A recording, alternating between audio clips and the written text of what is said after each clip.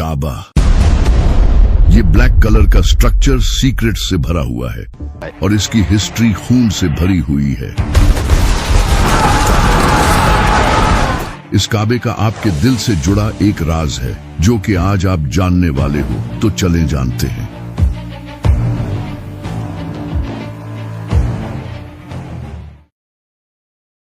अगर काबा की हिस्ट्री को देखा जाए तो ये हजरत आदम के टाइम की है। काबा को सबसे पहले हजरत इब्राहिम अलैहिस्सलाम ने नहीं बल्कि हजरत आदम ने इबादत करने के लिए बनाया था। लेकिन फिर इसके कई सदियों बाद हजरत नूह अलैहिस्सलाम के टाइम पर पूरी दुनिया में एक बड़ा फ्लड आया जिससे काबा डिस्ट्रॉय हो गया और सिर्फ इसके कुछ निशान रह गए थे जिनका नबियों और फरिश्तों को पता होता था। लेकिन फिर एक दिन इस दुनिया में अल्लाह के खलील का जन्म हुआ, इब्राहिम। हजरत इब्राहिम अलैहिस्सलाम अल्लाह से शदीद मोहब्बत करते थे और उन्होंने अल्लाह के लिए अपनी हर एक अजीज चीज कुर्बान की।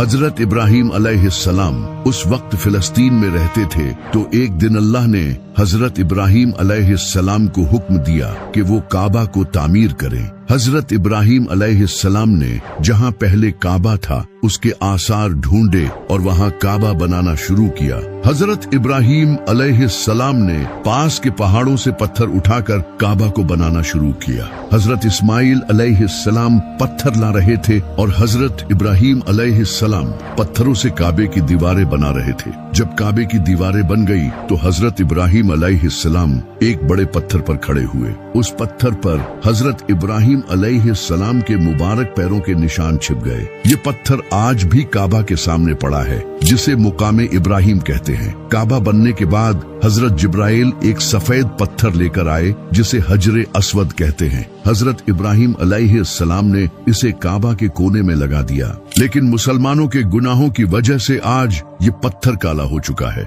हजरत इब्राहिम और इस्माइल अलैहिस्सलाम जब काबा को बना रहे थे तो वो साथ ही ये दुआ कर रहे थे, ऐ हमारे रब, हमसे ये कबूल फरमा, बेशक तो सुनने वाला और जानने वाला है। ऐ हमारे रब, हमें अपना मुसलमान बना और हमारी नस्ल से एक मुसलमान उम्मत बना जो तेरी फर्मा बरदार हो। जब हजरत इब्राहिम अलैहिस्सलाम ने काबा को बनाया था तो उस वक्त काबा स्क्वायर नहीं बल्कि रेक्टेंगुलर शेप में था, और ये जो हिजरे इस्माइल वाली जगह है ये भी उस वक्त काबा में इंक्लूडेड थी। इसके दो दरवाजे थे, एक एंट्री के लिए और दूसरा दरवाजा एग्जिट के लिए था, और इसकी हाइट 9 हाथ ऊंची थी। इसके बाद हजरत इस्माइल अलैहिस्सलाम की नस्ल वक्त गुजरने के साथ साथ काबा की देखभाल करती रही और आहिस्ता आहिस्ता लोगों ने काबा में बुत रखने शुरू कर दिए। फिर साल 570 ईस्वी में जब नबी सल्लल्लाहु अलैहि वसल्लम की पैदाइश का साल आया तो इसी साल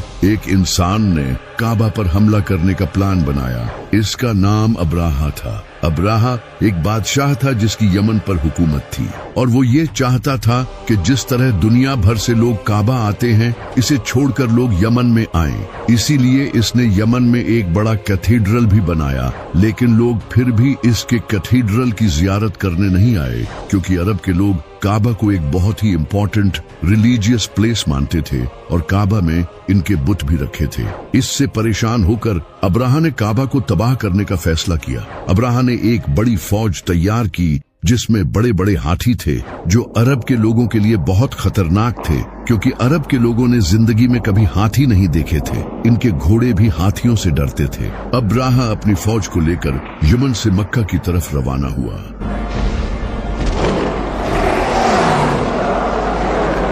और रास्ते में आने वाले टाउन्स और कबीलों पर कब्जा करता गया। इसी दौरान इसने कुछ ऊंट हथिया लिए, लेकिन इन ऊंटों के मालिक का नाम अब्दुल मुत्तलिब था, जो नबी सल्लल्लाहु अलैहि वसल्लम के दादा थे।